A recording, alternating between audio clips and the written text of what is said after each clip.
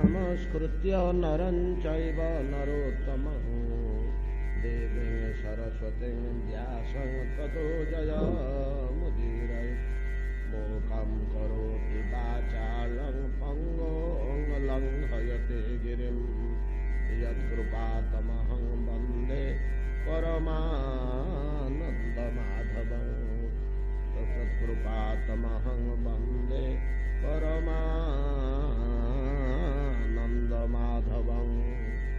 त्वाष्ट्रस्य जन्मनिधनं पुत्रयोश्च तितेर्द्विजा दैत्येश्वरस्य चरितं प्रह्लादस्य महात्मनः मन्वन्तरानुकथनं गजेन्द्रस्य विमोक्षणं मन्वन्तरावताराश्च विष्णोर्हयशिरादयः कौर्मं माच्छं नारसिंहं वामनं च जगतपते क्षीरोदमथनं तद्वत् अमृतार्थे दिवौकसां तेरे काहे बढ़ुने रे क्षीरोदमथनं तद्वत् अमृतार्थे दिवौकसां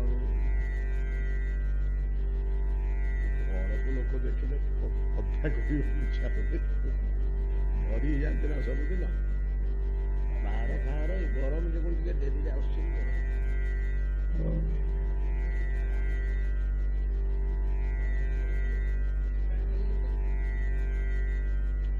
श्रील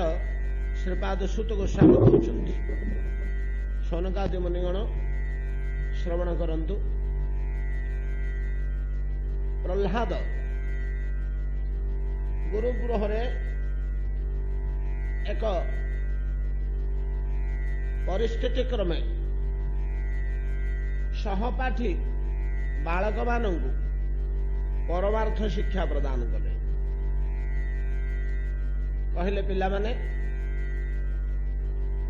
भागवत धर्म बेलहु शिशुकाल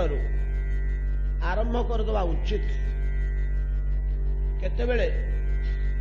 जदि जीवन चली जाए एवं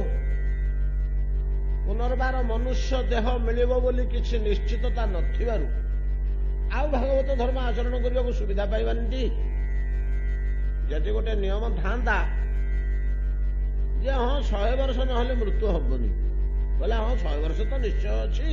जाऊ 70 वर्ष जाऊ 120-125 वर्ष करवा जहाँ ताकि नाई जदि अंत था जे ए देह परित्याग कला पुणी तो मनुष्य देह मिल से करवा जन्मटा जाऊ पछे गड़ी जाऊ दोटी याक अनिश्चित हो केउ मुहूर्त जीवन जीव मनुष्य देह उभे जीव एवं मृत्यु पर पुनर्बार मनुष्य देह मिलिबो बोली निश्चितता नथिबारु जेते शीघ्र पारा जाए भगवान को पादारविंद उपासना आरंभ करदेबो हबो जेपरी आमे किछि बाट अंतत वर्तमान भगवान चरणारविंदर निकटवर्ती हो जाई परिबा बहुत कथा कहले संसार किपरि असार दुखदायक एवं पीड़ापूर्ण यंत्रणा कातर केवल दुख दुख दुख दुख गुड़े छड़ा जो इंद्रिय सुख बोली टिके नागु अच्छी केतले केने मिल जाउची से तृष्णा बढ़ई दूची टिके भल जिनिस खाईदेले सब लोभ होची भल जिनिस मिलता कि भल जिनिस मिलता कि साडू गोटे लोभ आशा बासना खास रोच तेणु जोटा संसार सुख बोली कहुची सेटा आउ दुख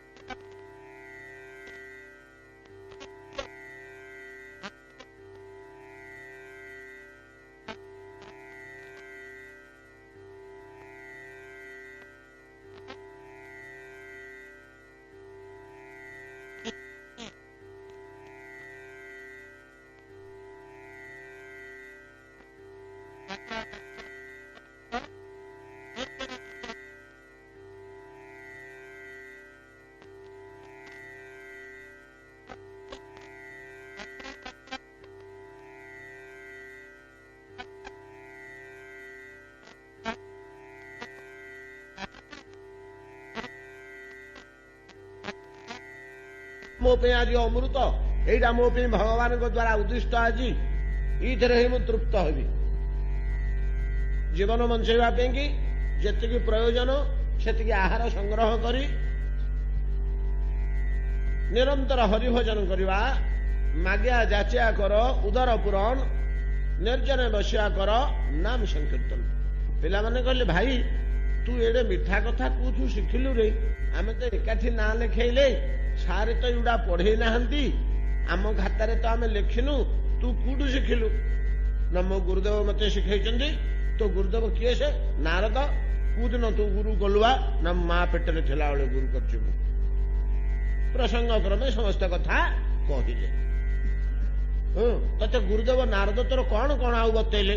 आत्मज्ञान बतैले ब्रह्म ज्ञान बतैले जोड़िका आग कथा कहले डिटेल मास मास लगे सुड़क आलोचना कले जहाँ लिखि दिखती भागवत सुखदेव गोस्वामी जहाँ कहते प्रहलाद मुख निश्रुत वाक्य गुरुगण जो आसिले पिला को पचारे कि दी चार दिन है आम नथिलु तमें सब पढ़ापढ़ी कर गुरुदेव बढ़िया पाठ पढ़िछु संडा वर्ग गुरु असुर बालक मैंने कहले बढ़िया पाठ पढ़िछु कि पाठ पढ़िछ खाता देखुना सारे केते पढ़िछु आम प्रहलाद पढ़ी आमको भाई जो देखी पकेले से आशंका आतंकित ही उठिले जे प्रहलाद तो स्वयं हिरण्यकश्यप विरोधी वर्तमान समस्त असुर बालक मानक मध्य से बुद्धि रे भसई देलानी ये तो बढ़ई दब भूलिया सीधा जाई हिरण्यकश्यप आगे कहले जे महाराज वर्तमान प्रहलादर आउ गोटे दुर्गुण आम जाना पाइलु जे जेते बालक ता बयसर ये समस्त को आपण विरोधी एवं आपण विरोधी कहले कौन हरि उपासक करई दउची ए बुद्धि बतौची एवं या बुद्धि रे जो पिला पड़ुची जे या कथा शुणी दउची से तो माति जाउची हाँ ईश्वर उपासना बड़ जिनस से पिला बुद्धि कंचा बुद्धि किसी जानू नाहंती कि भलिया गोटे परिस्थिति सृष्टि होती आ कौन पाठ पढ़ेगा ताकू कौन स्कूल रे रखिबा कौन करवा बड़ विपद होकर आसी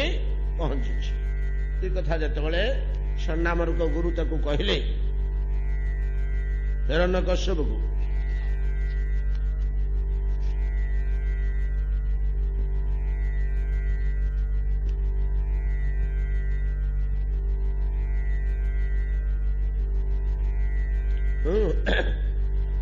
जो हिरण्यकश्यप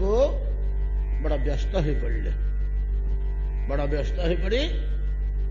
प्रहलाद को डके आनी सामना रे दंडायमान करी कहले कि रे प्रहलाद तू मते भय करनु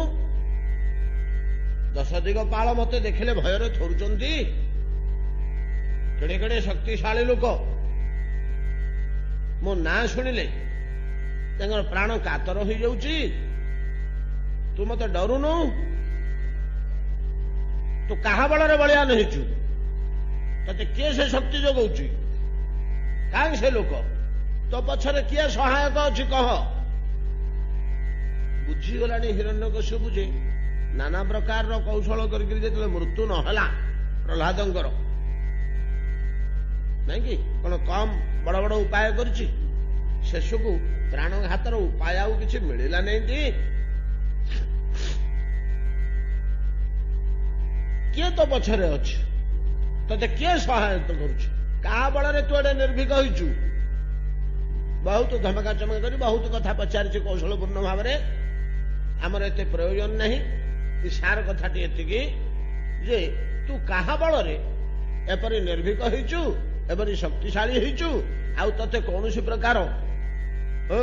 तो मारण क्रिया कार्य कला नहीं का बल तू बलियान होइचु प्रहलाद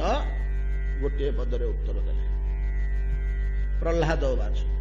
न केवलं में भवतश्च राजन सबई बलं बलिनां चापरो सांग परे बरे तिस्थिर जंगमानां जे ब्रह्मा दयो जे नवसंग प्रणीता हे पिता ମୁଁ ଜଣଙ୍କ ବଳରେ ବଳବାନ ହେଇଛି। ଏଟା ଆପଣ ଠିକ କଥା କହିଛନ୍ତି। ମୋ ପଛରେ ଜଣେ ସହାୟକ ଅଛନ୍ତି, ମୋ ପଛରେ ଜଣେ ରକ୍ଷାକର୍ତ୍ତା ଅଛନ୍ତି। ସେ ମତେ ଯଥେଷ୍ଟ ବଳ ଯୋଗାଉଛନ୍ତି, ଯାହାଙ୍କ ବଳରେ ମୁଁ ବଳବାନ ହେଇଛି। ଚାରିପଦ କଥା ଆପଣଙ୍କ ଆଗରେ କହିପାରୁଛି। ଆପଣଙ୍କୁ ଜଗତରେ ସମସ୍ତେ ଭୟ କରୁଛନ୍ତି, ପ୍ରାଣରେ ଆତଙ୍କ ସୃଷ୍ଟି ହେଇଛି ସମସ୍ତଙ୍କର, କିନ୍ତୁ ମୋ ହୃଦୟକୁ କିଞ୍ଚିତ ମାତ୍ର ଭୟ ସ୍ପର୍ଶ କରୁନି। କାହିଁକିନା ଯିଏ ମୋର ସହାୟକ ଅଛନ୍ତି, ତାହାଙ୍କ ଠାରୁ ମୁଁ ଏତିକି ବଳ ପାଇଛି ଯେ ଆପଣଙ୍କ ପ୍ରତି ଭୃକ୍ଷେପ ନାହିଁ ମୋର। ସତ କଥା, ଏ ଯୋଉ ବଳ ମୋ ପାଖରେ ପହଞ୍ଚିଛି, ଇଏ କାହା ବଳ ଆପଣ ପଚାରୁଛନ୍ତି ତ? ଯାହାର ବଳ କେବଳ ମୋ ପାଖରେ ନାହିଁ, ଯାହା ବଳରେ ଆପଣ ବଳିଆନ, ଯାହା ବଳରେ ବ୍ରହ୍ମା ବଳିଆନ, ଯାହା ବଳରେ ଶିବ ବଳିଆନ, ଯାହା ବଳରେ ଦଶଦିଗପାଳ ବଳିଆନ, ଯାହା ବଳରେ ଇନ୍ଦ୍ର ବର୍ଷା କରୁଛନ୍ତି, ଯାହା ବଳରେ ଅଗ୍ନି ସବୁ ଦହନ କରିଦଉଛନ୍ତି, ଯାହା ବଳରେ କାଳ ସବୁ ଧ୍ୱସ୍ତ ବିଧ୍ୱସ୍ତ କରି ପକଉଛି, ଯାହା ବଳରେ ମାୟା ସୃଷ୍ଟି ସର୍ଜନା କରୁଛି। ବହୁତ କଥା କହିଛନ୍ତି, ନୁହେଁ କି? ଏପରିକି ସ୍ଥିରଜଙ୍ଗମାନମ, ଏଡ଼ିକି ଛୋଟିଆ ପିମ୍ପୁଡ଼ିଟିଏ, ତା ଦେହରେ ଯୋଉ ଟିକିଏ ନାକୁ ଶକ୍ତି ଅଛି, ସେଇଟା ଯାହାର ବଳ। ଏପରିକି ଗଛ ଲତା ତରୁ ତୃଣ ଧୂଳି ମଳି ପର୍ଯ୍ୟନ୍ତ ଯଦି କାହା ପାଖରେ କିଛି ବଳ ବା ଗୁଣ ଦେଖାଯାଏ, ଯାହାର ବଳ ଯାହାର ଗୁଣ, ସମସ୍ତ ଗୁଣର ସମସ୍ତ ବଳର ମୂଳ ମୂର୍ତ୍ତି ପରେ ପରେତି ପରାବର ଭଗବାନ ଶ୍ରୀ ଗୋବିନ୍ଦ, ସେହି ସମସ୍ତ ବଳର ମୂଳ ଉତ୍ସ, ମୂଳ ଆଧାର। ନ କେବଳଂ ମେ ଭବତଶ୍ଚରା, ନ କେବଳଂ ମେ, କେବଳ ମୋ ପାଖରେ ତାଙ୍କର ବଳ ଅଛି ସେ କଥା ନୁହେଁ। ଭବତଶ୍ଚ, ଆପଣଙ୍କ ପାଖରେ ଥିବା ବଳ ତାଙ୍କରି ବଳ। ଅନେକ ଥର ଆମେ ପ୍ରସଙ୍ଗ କ୍ରମେ ଏସବୁ କଥା ଆଲୋଚନା କରିଛେ। ଯେମିତି ସମସ୍ତ ଆନନ୍ଦର ମୂଳ ଉତ୍ସ ଶ୍ରୀ ଗୋବିନ୍ଦ, ସମସ୍ତ ଶକ୍ତିର ମୂଳ ଉତ୍ସ ଭଗବାନ ପୁରୁଷୋତ୍ତମ। ଯୋଉଠି ଯାହା ଆମେ ଟିକେ ପାଇବା, ଶକ୍ତି, ତେଜ, ବଳ, ଦର୍ପ, ମନେ ଅଛି କି ଆମେ ଆଲୋଚନା କରିଛେ ପୂର୍ବରୁ ଅନେକ କ୍ଷେତ୍ରରେ। ଏ ଶ୍ଳୋକଟା ଆସିବ ତ, ଆମର ଆଉ ଗୋଟିଏ ଯୋଡ଼ିଏ ଅଧ୍ୟାୟ ଭାଗବତଙ୍କ ରହିଲେ କି, ତାର ଭିତରେ ଆସିବ। ଯଦ୍ ଭୟାତ୍ ବାତି ବାତ, ଏଇଟା ଉପନିଷଦର ଶ୍ଳୋକଟା, କିନ୍ତୁ ଭାଗବତ ଗ୍ରହଣ କରିଛନ୍ତି। ଅନେକ ଉପନିଷଦର ଶ୍ଳୋକ ଆସୁଛି ତ ଗୀତା ଭାଗବତକୁ। ଯଦ୍ ଭୟାତ୍ ବାତି ବାତୋୟମ୍, ନାଇଁ କି? ଉପନିଷଦର ଗପ କଥା ମନେ ପଡୁଛି କି ଆମେ ଥରେ ଆଲୋଚନା କରିଛେ। ଏକଦା ଅସୁର ଆଉ ଦେବତା ମାନଙ୍କର ଯୁଦ୍ଧରେ ଦେବତାମାନେ ବିଜୟୀ ହୋଇ ପରମୋତ୍ସବ ପାଳନ କରୁଥିବା କାଳରେ ସ୍ୱର୍ଗରେ ଏକ ଦେବୀ ମୂର୍ତ୍ତି ପ୍ରକାଶ ପାଇଲେ। ଇନ୍ଦ୍ର ପଠେଇଲେ ଅଗ୍ନିକି, ବୁଝି ଆସିଲ ଏଇ ମୋହନିଆ ରମଣୀ କିଏ? ଇନ୍ଦ୍ର ଯାଇ ପଚାରିଲେ, ଅଗ୍ନି ଯାଇ ପଚାରିଲେ, ହେ ଦେବୀ ତୁମେ କିଏ? ଇନ୍ଦ୍ର ମତେ ପଠେଇଛନ୍ତି। ଦେବୀ ପଚାରିଲେ, ତୁମେ କିଏ? ତୁମ ପରିଚୟ ପ୍ରଥମେ ଦଉନା। ମତେ ଚିହ୍ନି ନାହାନ୍ତି? ମତେ ଜଗତରେ କିଏ ଚିହ୍ନି? ମୁଁ ଅଗ୍ନି ଦେବତା। ଆପଣ ଅଗ୍ନି ଦେବତା, ଆପଣ କଣ କରିପାରନ୍ତି? ମୁଁ ସବୁ ଜାଳି ପଡି ଭସ୍ମ କରିଦେବି। ଗୋଟେ କୁଟା ସେଠି ପଡିଥିଲା, ଘାସଟିଏ, ତୃଣ, ସେଠି ତୃଣ ବୋଲି କୁହାଯାଇଛି। ଶୁଖିଲା ଆମେ କୁଟା ବୋଲି କହିବା ଆଉ କଣ? କୁଟାଟିଏ ବୋଲି ଏଇଟା କେମିତି ପୋଡେ, କେମିତି ଦହନ କ୍ରିୟାଟା କିଭଳିଆ ମୁଁ ଜାଣିନି। ଟିକେ ଜାଳିଲେ ଅଗ୍ନି ଯେତେ ଚେଷ୍ଟା କଲେ ଜଳିଲାନି। ତା ପଛରେ ପବନ ଗଲେ, ଯେତେ ଚେଷ୍ଟା କଲେ ଉଡେଇ ପାରିଲେନି। ତାପରେ ଜଳ ଗଲେ, ସେ ବରୁଣ ଯେତେ ଚେଷ୍ଟା କଲେ ଭସେଇ ପାରିଲେନି ତୃଣଟା, ନାଇଁ କି? ପରିଶେଷରେ ଇନ୍ଦ୍ର ଗଲେ। ଇନ୍ଦ୍ର ଯାଇକରି ପଚାରିଲେ, ସ୍ତବ ସ୍ତୁତି କଲେ, ବୋଲେ ମୁଁ ବୁଝିପାରିଲି ମା ତୁମକୁ, ତୁମେ ବିଷ୍ଣୁ ଶକ୍ତି, ତାଙ୍କ ବୈଷ୍ଣବୀ ଶକ୍ତି, ଅନନ୍ତ ବୀର୍ଯ୍ୟା, ତାର ବଳର ପରିମାଣ ନାହିଁ, ଅନନ୍ତ ବୈଷ୍ଣବୀ ଶକ୍ତି ବୋଲି କହିଲେ। ହେଲେ ଏ ଜଗତରେ ଯୋଉଠି ଯାହା ଟିକେ ଶକ୍ତି, ଏଠି ତ ପ୍ରମାଣ ପାଇଲେ ଆମେ। ଉପନିଷଦ ପ୍ରମାଣ କରୁଛନ୍ତି ଗଳ୍ପ ଆକାରରେ। କାଳେ ଲୋକେ ବୁଝିପାରିବେନି ଏ କଥାଟା ବାରମ୍ବାର କହିଲେ ବୋଲି ଗୋଟେ କଥା ଆକାରରେ କହିଲେ ଚଟକିରି ବୁଝିଛୁ। ଅଗ୍ନିଙ୍କ ପାଖରେ ଥିବା ଦାହିକା ଶକ୍ତି, ବାୟୁ ପାଖରେ ଥିବା ଶୋଷଣ ଶକ୍ତି, ଜଳ ପାଖରେ ଥିବା ଭାଷଣ ଭସେଇ ଦବା ଶକ୍ତି, ନାଇଁ କି? ଯାହା ପାଖରେ ଯୋଉ ଶକ୍ତି ଅଛି, ଏ ସବୁ ଶକ୍ତି ଗୁଡିକର ମୂଳ ଜିନିଷ ହଉଛନ୍ତି ପରତତ୍ତ୍ୱ ପରମେଶ୍ୱର ପରମାତ୍ମା ଭଗବାନ। ହେ ପିତା, ସମସ୍ତଙ୍କର ଶକ୍ତି ତ ତାଙ୍କର। ତମକୁ ଯେମିତି ସେ କିଛି ବଳ ଦେଇଛନ୍ତି, ମତେ ମଧ୍ୟ କିଛି ବଳ ଦେଇଛନ୍ତି। ମୁଁ ତାହାଙ୍କ ବଳରେ ହିଁ ବଳବାନ, ତାହାଙ୍କ ଶକ୍ତି ସବୁଠି ପରିପୂର୍ଣ୍ଣ ହେଇକି ରହିଛି। ନ କେବଳଂ ମେ ଭବତଶ୍ଚ ରାଜନ୍ ସ ବୈ ବଳଂ ବଳିନାଂ ଚାପୁରୁଷାମ୍ ଚ ଅପରେଷାମ୍। ଅନ୍ୟମାନଙ୍କର ମଧ୍ୟ ବଳ ସେ। ପରାବରେ ତୁ ସ୍ଥିର ଜଙ୍ଗମାନଂ ଯେ ବ୍ରହ୍ମାଦୟ ଯେ ନ ବସଂ ପ୍ରଣୀତା ସଈଶ୍ୱର କାଳ ଉରୁ କ୍ରମଶ ଇତ୍ୟାଦି ସମସ୍ତ ସେ ହେଉଛନ୍ତି ସମସ୍ତଙ୍କର ଓଜ, ସମସ୍ତଙ୍କର ସହ, ସମସ୍ତଙ୍କର ସତ୍ୱ, ସମସ୍ତଙ୍କର ବଳ, ସମସ୍ତଙ୍କର ଇନ୍ଦ୍ରିୟ, ସମସ୍ତଙ୍କର ଆତ୍ମା। ସଈଶ୍ୱର କାଳ ଉରୁ କ୍ରମଶ ଓଜ ସହ ସତ୍ୱ ବଳେନ୍ଦ୍ରିୟାତ୍ମା। ସମସ୍ତଙ୍କର ଆତ୍ମା ସେ, ସମସ୍ତଙ୍କର ସହ ବଳ, ସବୁ ପ୍ରକାରର ବଳ। ଏ ସମସ୍ତ କଥା ଯେତେବେଳେ ପ୍ରହ୍ଲାଦ ବୁଝେଇକିରି କହିଲେ, ହିରଣ୍ୟକଶ୍ୟପ ଉବାଚ ବ୍ୟକତତଂ ମର୍ତ୍ତୁ କାମୋସ୍ମି ଜ୍ୟୋତିମାତ୍ର ବିକଥସେ ମମର ଶୁଣା ହି ମନ୍ଦାତ୍ମନ ନନୁ ସ୍ତୁର୍ଦ ବିପ୍ଳବା ଗିରହ। ଯେତେବେଳେ ଭଗବାନଙ୍କ ସମ୍ବନ୍ଧରେ ଏଣୁ ତଣୁ ଗୁଡ଼ିଏ କହିଲେ, ସେ ଅନେକ ଗୁଡ଼ିଏ କଥା ପ୍ରହ୍ଲାଦ, ତ ହିରଣ୍ୟକଶ୍ୟପ କହୁଛି, ଅରେ ବ୍ୟକତଂ, ଏଟା ଜଣା ପଡିଲା ତୋର ମୃତ୍ୟୁ ଅତି ନିକଟବର୍ତ୍ତୀ ହେଇଗଲା, ଆଉ ବେଶୀ ସମୟ ନାହିଁ। ଆରେ ବାଳକ, ତୋର ମୃତ୍ୟୁ ଅତି ନିକଟବର୍ତ୍ତୀ ହେଇଗଲା। କିପରି ନା ଯେଉଁମାନଙ୍କର ମରଣ ନିକଟବର୍ତ୍ତୀ হয় ସେମାନେ ବାଚାଳ ଭଳିଆ ଏଣୁ ତେଣୁ ଗୁଡେ କହନ୍ତି, ସେମାନେ ବାଚାଳ ଭଳିଆ ଗୁଡେ ପ୍ରଳାପ କରନ୍ତି। ମନୁଷ୍ୟର କଥାର ଯଦି କଥା ସହିତ କଥାର ସମ୍ବନ୍ଧ ଠିକ ନ ରହିଲେ ନାହିଁ କି, ଆମେ ଏଗୁଡା ଜାଣୁନି କି? ଜଣେ ବୃଦ୍ଧ ଘରେ ଅଛନ୍ତି କି ଜଣେ ରୁଗ୍ଣ ଘରେ ଶଯ୍ୟା ହେଇ ଅଛନ୍ତି ଅନେକ କାଳ ହେଲା, କଣ ହେଲା ନା ଆଉ ବେଶୀ ଦିନ ନାହିଁ, ଆଇ ଦିନେ ଦି ଦିନ ଭିତରେ ବୋଧେ ଚାଲିଯିବେ। କାହିଁକି, କଣ ହେଲା ନା କଥାର ଲିଙ୍କ ରହୁନି, କଥାର ଲିଙ୍କ ରହୁନି। ଖାଇବା କଥା ଆରମ୍ଭ କଲା ବେଳକୁ ତାର ଉତ୍ତରରେ ବାହାରୁଛି ଯେ ପୁଅ କୁଆଡେ ଯାଇଛି ବୋଲିକିରି। କଥାକୁ କଥାର ଯଦି ସମ୍ପର୍କ ନ ରହିଲା ସେଟା ମୃତ୍ୟୁ ଲକ୍ଷଣ ବୋଲି ଆମର ଆୟୁର୍ବେଦ ଆଦି ଶାସ୍ତ୍ର ସବୁ କହୁଛନ୍ତି। ଯଦି ବିଭ୍ରମ ହେଲା, କଥାର ବିଭ୍ରମ ହେଲା, ବାକ ବିଚଳତା, ତାହେଲେ ମୃତ୍ୟୁର ଲକ୍ଷଣ। ସେଇ କଥା କହୁଛନ୍ତି ହିରଣ୍ୟକଶ୍ୟପ, ତୋର ଯେହେତୁ ବାଚାଳ ଭଳିଆ ତୁ ଏଣୁ ତେଣୁ ଗୋଟେ ପ୍ରଳାପ କରୁଛୁ, ତୋର ମୃତ୍ୟୁ ନିକଟ ହେଇଗଲା। ତୁ ଯେ କହୁଛୁ ତୋର ବଳ, ତୋର ସହାୟକ ତୋତେ ରକ୍ଷା କରିବ, ସେ ତ ବଳ ଯୋଗଉଛି, କାହିଁ ସେ କହିପାରିବୁ? କୋଉଠି ଅଛି? କୋଉଠି ଯଦି ସେ ରହିକିରି ବଳ ଯୋଗୁଛି ଦେଖା ତ ମତେ। ମିଛ କଥା କହୁଛୁ। ତତେ ଯିଏ ବଳ ଯୋଗଉଛି, ଯାହା ବଳରେ ତୁ ବଳିଆନ, ମୁଁ ବଳିଆନ, ଜଗତ ବଳିଆନ ବୋଲି କହୁଛୁ, ସେ ଲୋକ କାହିଁ? ତାର ଅସ୍ତିତ୍ୱ ପ୍ରମାଣ କରିପାରିବୁ? ସେ କୋଉଠି ଅଛି? ପ୍ରହ୍ଲାଦ ଉତ୍ତରରେ କହିଲେ, ହେ ପିତା, ସେ ସର୍ବତ୍ର ବିରାଜମାନ, ପ୍ରତ୍ୟେକ ସର୍ବଖଲ୍ୟୁଦଂ ବ୍ରହ୍ମ, ଏପରି ଗୋଟିଏ ପଦାର୍ଥ ନାହିଁ ଯାହା ଦିହରେ ସେ ନାହାନ୍ତି। ସକଳ ପଦାର୍ଥରେ ସେ ପରିପୂର୍ଣ୍ଣ ହୋଇ ରହିଛନ୍ତି। ସେ ଏପରି ବ୍ୟାପକ, ଏପରି ସୂକ୍ଷ୍ମ, ସୂକ୍ଷ୍ମତ୍ୱା ତତ୍ ଅବିଜ୍ଞେୟମ୍। ସେ ସମସ୍ତଙ୍କର ଅତି ନିକଟରେ, ସମସ୍ତଙ୍କର ଅତି ଦୂରରେ, ପ୍ରତ୍ୟେକଟି ପରମାଣୁରେ, ପ୍ରତ୍ୟେକଟି ଜଳକଣାରେ, ପ୍ରତ୍ୟେକଟି ଧୂଳିକଣାଠୁ ଆରମ୍ଭ କରି ଜୀବ ଜଡ଼ ଜଙ୍ଗମ ସମସ୍ତଙ୍କ ଭିତରେ ସେ ପରିପୂର୍ଣ୍ଣ ହେଇକି ରହିଛନ୍ତି। ଏ ଉତ୍ତର ଯେତେବେଳେ ଦେଲେ ପ୍ରହ୍ଲାଦ, କ୍ରୁଦ୍ଧ ହିରଣ୍ୟକଶ୍ୟପ କହିଲେ, ଆରେ ମୂର୍ଖ, କାହିଁକି ଉଦ୍ଭଟ କଥା କହୁଛୁ? ସବୁଠି ସେ ଅଛି, ସ୍ତମ୍ଭରେ ଅଛି। ସଭାମଣ୍ଡପରେ ଥିବା ସ୍ତମ୍ଭକୁ, ଏକା ପାଖରେ ଥିଲା ସ୍ତମ୍ଭଟା, ହିରଣ୍ୟକ ଏ ସ୍ତମ୍ଭରେ ଅଛି।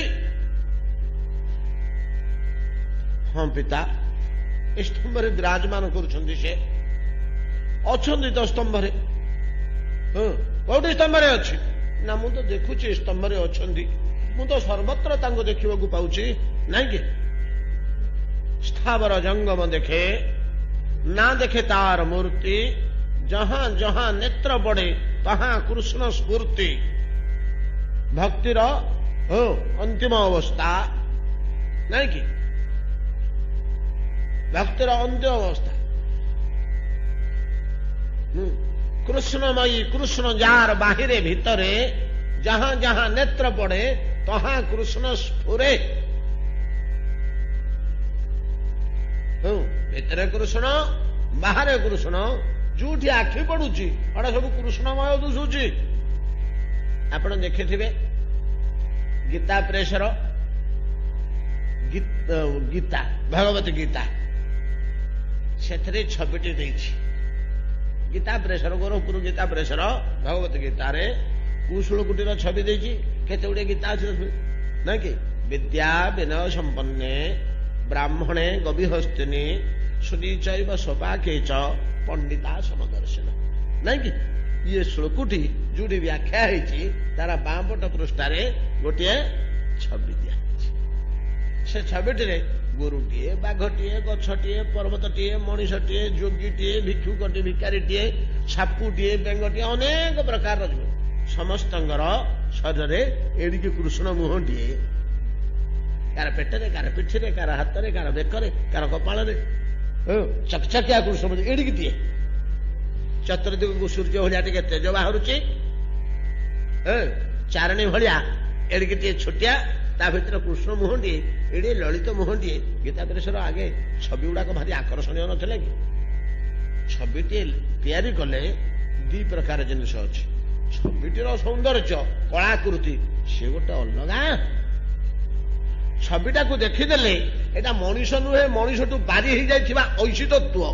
कम बुझिपारे ना छविटा को देखीदेले एटा मनीष नुहरे एटा ईश्वरटा एटा ईश्वरांशटा एई बुद्धि ऐशित्य जो फुटेवा आमे चित्रकर पाइबानी सुंदर सुंदर छवि आखि पारती से मनीषर मूर्तिटे देखीदेले जना पड़ुछि जे एटा मनीष नुह मनीषटारू भिन्न पदार्थटा ईश्वरंकर मूर्तिटा ऐशी तेज ऐशी भाव फुटिवा मूर्ति बहुत कम आपण मैंने तो जाइछन्ति समस्त भेरावल जो मैंने जाइछन्ति भारत रे एमती मूर्ति आम पाइबानी गोटे भारत रे ये मूर्ति आ गोटे देखा जाऊना द्वारका पाखे गला बेलू भेरावल बोली गोटे जगह अच्छी सेठी शियाली लटारे कृष्ण जरासवर द्वारा बाणबिद्ध होई देह त्याग कर बाणबिद्ध हो जाइए पादरे शियाली लटारे बसचंदी तले जरासवर हाथ जोड़िकी आंठेगी पड़ी केड़े कथा कली प्रभु मुग्ध दृष्टि चाहिए जरा भय करना एटा मो इच्छा मुहर भावटा बाहर तू कहीं डरुचु बाणटा तू प्रयोग कलु तू निमित्त ना मु कर्ता रे ए बाणटा मो गोड़े मु पुरई तू हाथ में पुरई तू करता न भय कहीं करुचु ये प्रकार भाव मुहर बाहर से जो मूर्ति सौम्य मूर्ति जो भाव से फुटे से ओहो कोटि प्रणाम से चित्रकर पाद तले आम अपेक्षा शतगुण आम अपेक्षा नहीं भगवान प्रियतम भक्त नहेले एमती भाव आसबनी कि भाया रूप फुटे पारे भगवत भाव भावित नहेले ये मूर्ति ये छटा फुटे जहा हो गीता प्रेस से कौन देखदेले सर्वत्र ईश्वर विद्यमान हे पिता एपरी गोटे पदार्थ आम खोजिकी पाइबा नहीं जहा भितर ईश्वर सत्ता नहीं जोटा ईश्वर सत्ता नथिबो जहा भितर से पदार्थटा बा से वस्तुटा कि से जीवटा रहिबो केमिति तिष्ठिबो केमिति ताकू किए धरी रखिबो जेमिति ईश्वरंगर गोटे क्षुद्रांश आत्मा देह भितर नथिले ए देहटा रहिबो कि हाथटा गोड़टा नाकटा कानटा रहिबोनी तो तार से मिलई जीवो आत्मा चलीगले देह टी आम शुआई देकर पलैबा चाई पकईकि 15 दिन पर आसला बेलू से देहटार नाक थी ओठ थी कान थी नथिब पेट पिठी हाथ गोड़ थी कि नथिब खाली कंकालटा हाड़टा थी एगुड़ा सब कुआड़े मिल पानी बही आत्मा जेपरी धरी रखे समस्त वस्तु को सेमती परमेश्वर ये जगतर समस्त जड़ संगम चेतन अचेतन वस्तु को धरी रखिंट पिता से यार धारक स्तंभरे कहीं रही सबुठी जिते रोचे स्तंभरे अच्छा यही तो मत सुंदर देखा कि सुंदर देखा जिते प्रह्लाद स्तंभ को चाहे ये कहले सन्देह होगला हिरण्यकश्यपुर सन्देह होगला सत्य स्तंभरे अच्छी कि मु तो अनेक दिन होला खोजुची ये जार बलरे बलियान होइछि बोली कहूची ये जार आश्रय रे अच्छी ये जहा को भरोसा करछि से लोकटा को तो मु अनेक दिन होला खोजुची कहीं ना से मोर भातृहंता मोर प्रियतम भाई की से बद्ध करिछि से दिन मुझे खोजुची तापे बोली मु तपस्या करुली ताकू पराभूत करी परास्त करी बोली मु बुझिपारि मो भाई की जे बद्ध करदेला एटा बलवान लोकटे असाधारण मोर भाई हिरण्यक्ष ताकू जे बद्ध करने को समर्थ होला एटा बलवान लोकटे ता सहित टक्कर देवाक हेले आमको यथेष्ट बल संग्रह करने को हम ये मु मंदिर पर्वत जाइली तपस्या करने केवल ताकू बद्ध करने केते खोजिली कोठी हेले तो पाऊनी आज पर्यंत मुझे केवे देखा पाऊनी बहुत खोजुची मोर भातृहंता कुआड़े गला परिशेष मोर धारणा होता मु तपस्या करने को जीवा भितर कौन रोग फोगरे पड़ी सेटार मृत्यु होगला हाँ या निर्णय करता ना जदि बंची था कुआड़े जाता आ हिरण्यकश्यप से भाया खोजी से भाया खोजी कथा प्रसंग कहले प्रत्येकटी धूलिकणा को प्रत्येकटी जलकणा को फटेकरी खोजी या भितर अच्छी कि किंतु जड़ चक्षुरे चाहिए चेतन चक्षुरे चाही ना जोटा फटेले से देखा पारना जोटा खोलता तार भितर से भगवान को देखा पारना सबुथ तो सी अच्छा से तो जड़ चक्षुरे देखा जाते नहीं अधोक्षज खोजी बहुत तो मु खोजुची मोर विश्वास थिला जे आउ मर्त्य नाई एटा प्राप्ति ही गला ये धारणा मोर थिला ये पिला कहूची स्तंभरे अच्छी बोली अनेक माया भी अच्छी संसार रे मु तो निजे आसुरी माया रे नहीं कि माया बल किए स्तंभरे रही पार किए मेघरे रही पार किए वायु पशिज नहीं कि किए से बाली भितर बाली पकड़े हो किए पानी भितर पानी बंदे हो माया रे आ स्तंभ भितर पशि कहीहबनी जदि स्तंभ भितर अच्छी बहुत दिन मु खोजुवा शत्रु जदि दौरात स्तंभ भितर अच्छी ये पिला जो प्रकार देखिक चाहिए कहूँ अच्छी बोली जमी देखई दौची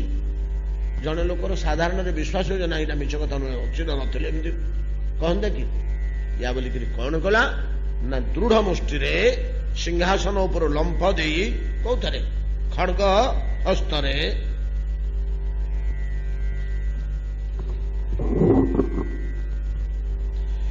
एवं दुरुगतैरे मुहुरुद्यमाना सूतंग महाभागवतंग महासुर खड़गंग प्रबरुह्योत्यतीतो बरासनात् स्तंभं ताड़ति बलः स्वमुष्ठिना एवं दुरुकुतै मुहुरद्यमाना रुषा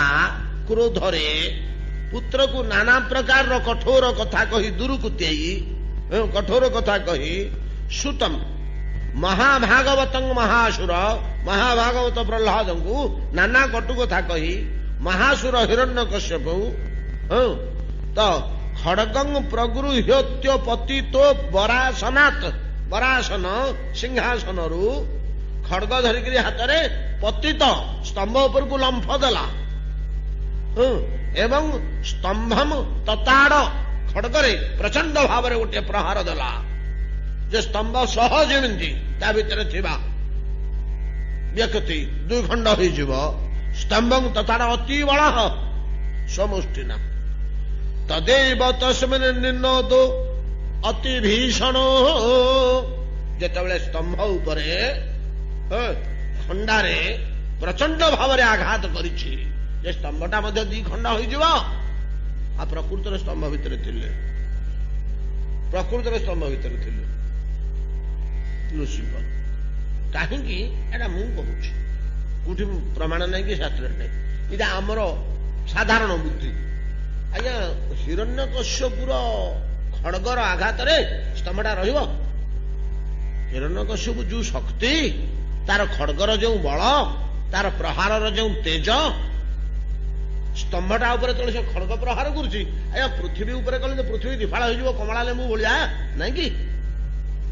पृथ्वी नुह भूमंडल चतुर्दश भुवनमय भूमंडल दिफाळ होइजिव से खड़ग प्रहार कर दिए स्तंभटा संभाली गला केमती स्तंभटा केमती संभाली गला तो तार खड़ग प्रहार तो दुई खंड हो जाता ता भीतर कि शक्ति अच्छी जे स्तंभ हिरण्यकश्यपुर खड़गाघात को संभालिया को समर्थ होला नृसिंह नाहांती ता भीतर भगवान नाहांती किए संभाला से आघात अच्युत थिबारु खंबटा च्युत होला ता भीतर अच्युत थिबारु ए तो अच्युत ये च्युत हेबेनी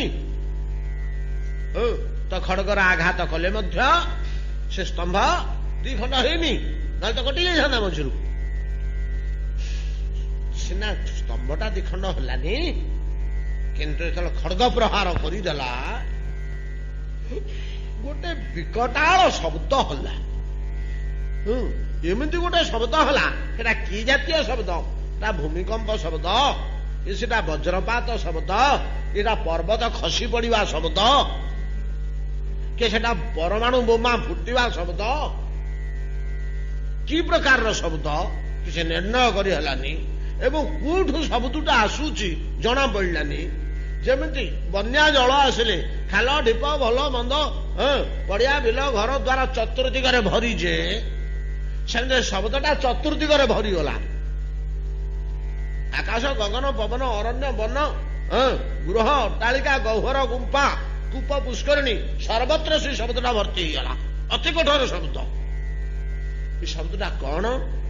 एवं कोठू आसूची जेतले असुर राज हिरण्यकश्यपु आकाश को चाही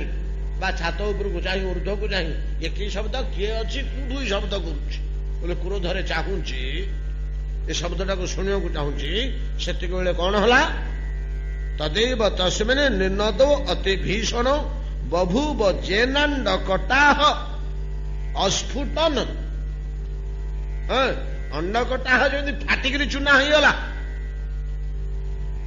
ये भाया गोटे शब्द हला से शब्द को हिरण्यकश्यपु लक्ष्य करू करू सत्यं विधातुं निज भृत्य भाषितं व्याप्तिं च भूतेष्वखिलेषु चात्वनः अदृश्यतात्यद्भुत रूपम अद् सुमहत् स्तंभे सभायां न मृगं न मानुषं सत्यं विधातुं निजभृत्य भाषितं व्याप्तिं च भूतेष्वखिलेषु चात्वन अदृश्यतां अत्यद्भुत रूपम उद्वहन स्तंभे सभायां न मृगं न मानुषम এই শব্দକୁ ଯେତେବେଳେ ଲକ୍ଷ୍ୟ କରୁଛି ହିରଣ୍ୟକଶ୍ୟପ এই ଶବ୍ଦଟା କୋଉଠୁ ଆସୁଛି କିଏ କରୁଛି ଅତି କଟୁ ଶବ୍ଦଟେ ତ ଅତି ଭୟାନକ ଶବ୍ଦଟେ ସମସ୍ତେ ସ୍ତମ୍ଭୀଭୂତ ସେ ଶବ୍ଦ ଶୁଣିକିରି ହିରଣ୍ୟକଶ୍ୟପ ସେଭଳିଆ ଶକ୍ତିଶାଳୀ ଲୋକ ବୋଲି ସେ ଚାହୁଁଛି ଉଗ୍ର ଦୃଷ୍ଟିରେ କିଏ ଶବ୍ଦ କରୁଛି କାହିଁକି ଶବ୍ଦ କରୁଛି କୋଉଠୁ ଶବ୍ଦ କରୁଛି उग्र दृष्टि चाहूँगी एतिक बेले सत्यं विधातुं निज भृत्य भाषितम् जहाँ मो लोकटा कहीदे से जहाँ कहीदे आम सेमती करवा ना आम लोकटा परा कहीदे आम कहले जहाँ आम लोकटा कहले से तेणु निज भृत्यर वाणी प्रह्लाद वाणी को सत्य रूपे प्रकाश करने प्रमाणित करने स्तंभे सभायां सभागृहर स्तंभ देहरे नाई कि अति अद्भुत सुमहत रूप प्रकाश कले प्रभु अदृश्यतम देखा देले स्तंभ भितर बाहर स्तंभ फाटी ता भितर बाहर स्तंभ को विदीर्ण करी तो प्रहलाद कहीदे तो स्तंभ भितर अच्छा बोली स्तंभ को फटई ता भितर बाहर उत्कट शब्दटे होगला स्तंभ को विदीर्ण करी ता भितर बाहर कि भलिया मूर्ति न मृगम न मानुषम पशु नुह कि मनुष्य नुह ए भलिया गोटे विचित्र मूर्ति स्तंभे सभायां न मृगं न मानुषम ससत्यमेनं परितोपि पश्यन् स्तंभं समध्यदनु निर्जिहानम् नायं मृगो नापि नरो विचित्र अहो किमेत्र नुरुमुग्रेन्द्र रूपम हिरण्यकश्यपु जेतले स्तंभ आड़ को दृष्टि पड़ी जाए एडे बड़ जंतुटे जेतले बाहरुची तार दृष्टि जेतले समस्ते तटस्थ ही जाइछथि गोटे विकटाल रूप भयंकर रूप बाहरुची स्तंभ भितरु तो कहूची तो कौन नुरुमुगेन्द्र रूप एटा मनुष्य नुह कि पशु तो नुह लांज फांज अच्छी मनीष नुह नाई कि निश फिश विकट मुह होता तो मन हाथ गोड़ अंटा पिठी पेट अच्छी पशु तो नुह हार फार पिंधि ना कि चषमा पिंधि तो पशु नुह यही प्रकार भाव मीमांस मानस्य समुत्थित जत नृसिंह रूपं स्तदलं भयानकम मीमांस मानस्य आग घड़िए बसी चिंता कला माने देखिकी स्थिर हिरण्यकश्यप चिंता कर मीमांसा करुच्चा कौन एटा कि जंतु एटा कि जंतु एटा तपलोकर जंतु कि जनलोकर जंतु कि मर्त्यर जंतु एटा जलचर ना एटा आकाशचर ना कौ जातीय जंतु एटा कौ जातीय जंतु से मीमांस मान करू करू करू करू धीरे धीरे धीरे धीरे से नृसिंह मूर्ति तारी आड़ को मारिया उठुंट कि भाया आक्रमण करुंच मीमांस मानस्य समुत्थित ग्रत आगरे आसी आग सामना पाखर मारि आसुवा नृसिंह रूपं स्तदलं भयानकम प्रतपत चामीकर चंडलोचनं स्फुरत सटाकेशर जृंभिताननं कि भलिया रूप ना प्रतपत चामीकर चंडलोचनं मनीष आउ जन को देखिले कौटी की प्रथम चाहे आखि की चाहे नहीं कि जड़े नुआ लोक को देख गले कौटी की चाहना कौटी की नहीं प्रथम कौटी तार दृष्टि पड़ो तार क्यों अंगरे आम प्रथम दृष्टि पड़ो आखिरे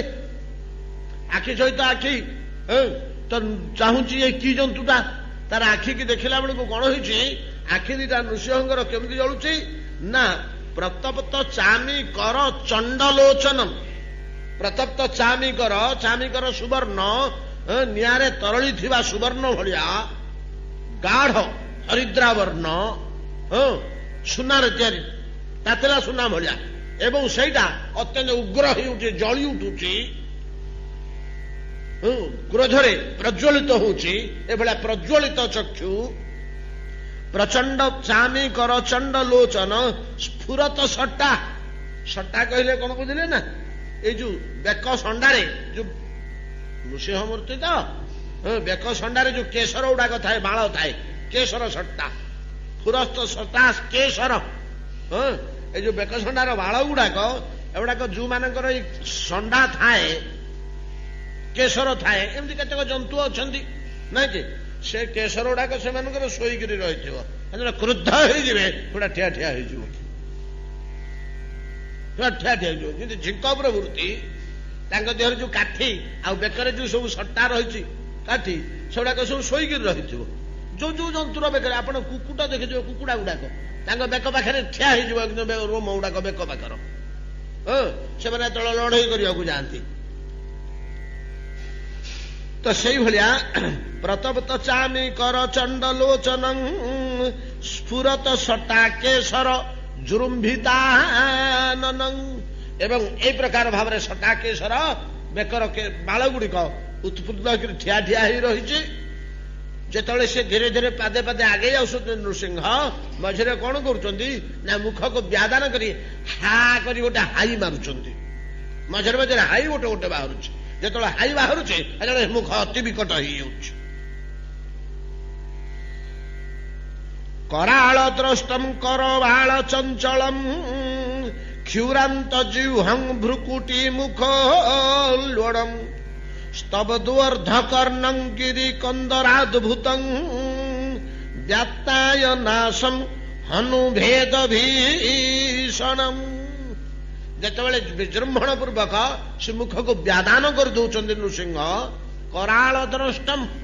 दांत गुड़ाक ता भितर एपरी भयानक ही देखा जाउछि कराल द्रष्टम करबाल चंचलम क्षुरांत जिह्वम एवं जेतेबेले से आ करी हाई मारुचंती ता भीतर जीभटा खड़ग बुलिला भलिया बाहर बुलुछि विराट जीभटा बाहर करी मुह भीतर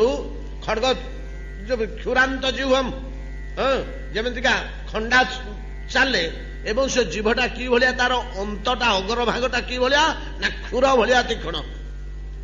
से बाजिले काटी पकेब क्षुरांत जिह्वम क्षुरतुल्य तीक्षण अग्रभाग जिह्वा बिजुली भलिया मुह भीतर बाहरी खड़ग बुलेला भलिया बुलुछि करवाल चंचलम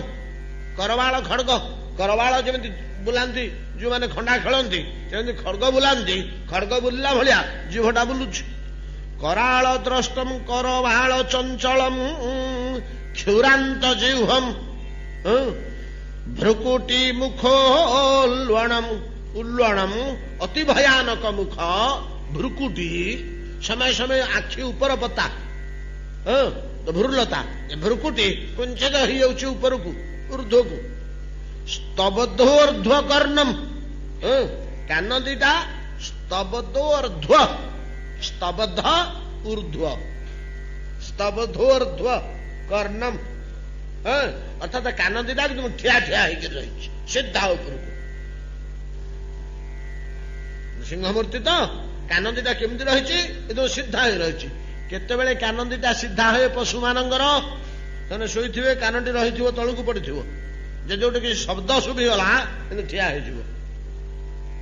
होटे को ठिया होटा बुझे कहूँ काने शब्दटा आड़ को कान होची अन्य समय शब्द कान गुड़िक ओहलिक तलू रही जो सी किसी शब्द शुणा चाहिए चमकिबे क्रुद्ध हो कान दिटा सीधा उपरको पड़ेब सीधा एकदम शंकु भाया छिड़ा हम स्तब्ध हलचल किछि नहीं ऊर्ध्व को ठिया रही कान जोड़िक नृसिंहंगर एवं स्तब्ध हो रही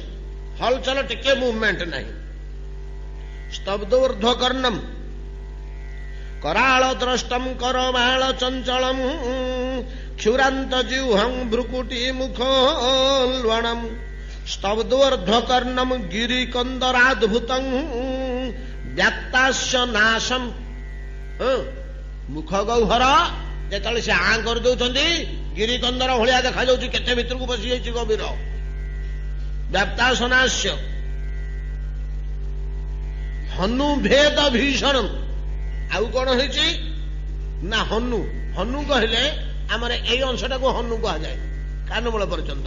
नाई कि ए कानर तल भाग कहा जाए हनु एड़ा तो हनु हाड़ा आउ कौन हनु माकड़ आम कहीं कहूचे तार ये खाद्य पदार्थ रखे बोली हनु बोली कहा जाए ना आउ कौन हनु भेद भीषण मुहटा कौन होइछि ना जेतले से आ कर दउचंती ए जो श्रुकणी एटा ई कान मूल पर्यंत जाइछि पूरा कान मूल पर्यंत मेला हो पाटीटा आमर जमी एठा पर्यंत आसी मुहटा तो नृसिंहर मुहटा पूरा ए कान मूल रु ए कान मूल पर्यंत रही से आ कर दउचंती कान मूल पर्यंत मेला हो जाउछि पाटी हनु भेद भीषण कराल द्रष्टं करवाल चंचलं क्षुरांत जिह्वं भ्रुकुटी मुखोल्वणम स्तब्धोर्ध्वकर्णम गिरी कंदराद्भुतं व्यात्तास्य नासं हनु भेद भूषणं देवी स्पृशत कायम अदीर्घ पीवरम ग्रीवोरु वक्षस्थलम अल्पमध्यमम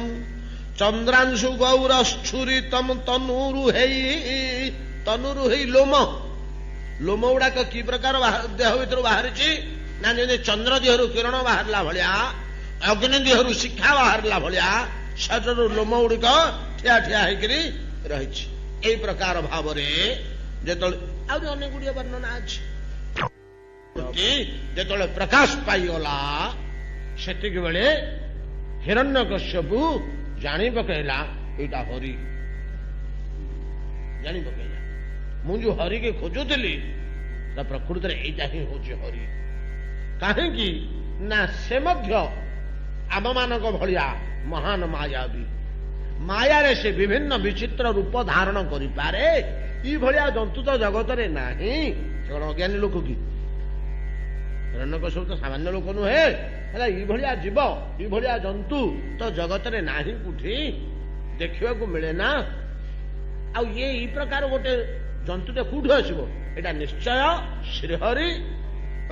जहाँ को कहती हरि बोली भगवान बोली से एमतीका अद्भुत रूप धरिक आसी मुझा खोजुली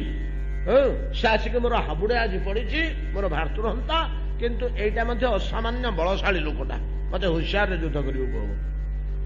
कहीं हिरण्यक्ष भाया भाई के मोर बध कर या कौन समय कही जय कर मुझे आज छाड़बी ये आज पर्यंत क्या द्वारा जय होनी बोली पराजित होनी बोली यार गर्व अहंकार बढ़ी जाइए सब कथा से चिंता करे आज किंतु मुझे छाड़बी या बोली भयानक खड़ग हाथ में धरी नृसिंह सम्मुख से केमिटी है मस्तक चारिपाखे सेन पक्षी उड़े सेन पक्षी जमी आकाश में उड़े सेमती के ऊर्ध्व के निम्न के बाम के दक्षिण आकाश में तो उड़ा लगे तो भयानक योद्धाटे तो खड़ग युद्ध तो जाने खड़ग युद्ध में कि प्रकार लंफ देवाक हम कि प्रकार कौन करने को हम जना पड़ी जे आकाश में उड़ूची कौन पाद के भूमि में लगुच के लगुनि एपाख सेपाख बाम दक्षिण खड़ग धरी बुले तीक्षण भाव में खाली उड़ूची मस्तक चारिपाखे जो यही प्रकार अवस्था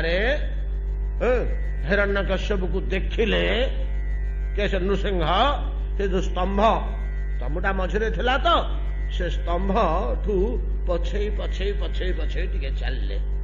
जो पछे पछे चलले हिरण्यकश्यप देखला पछेला भय कलानी नहीं कि एत या छाड़ू कहबनी तार तेज आउ बढ़ीगला से आउ तीव्र भाव में खड़ग बुलेला किंतु ये कुआड़े जाउछंती पछे पछे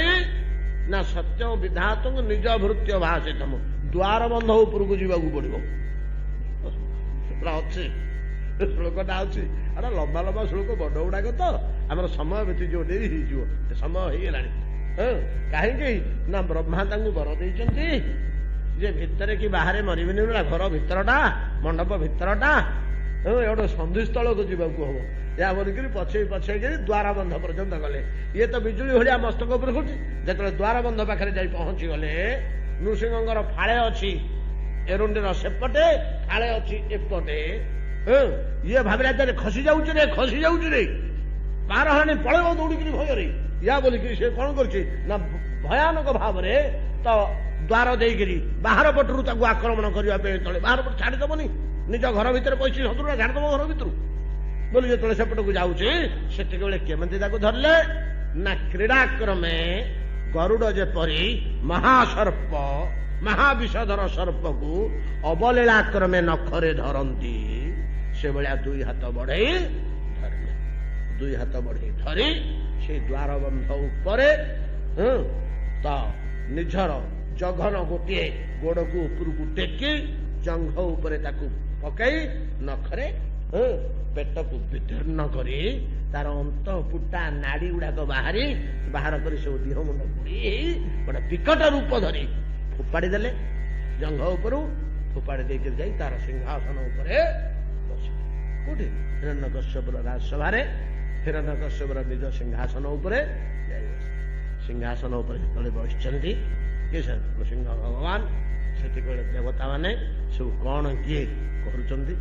ତାକୁ ଆସନ୍ତାକାଲି ଆଲୋଚନା କରିବା। ସମୟ ହୋଇଗଲାଣି, ଆରତି ଦେବୀ ହେଇଯାଉଛି। ଏତିକିରେ ଆଜି ଭାଗବତ ବିଶ୍ରାମ କରନ୍ତୁ।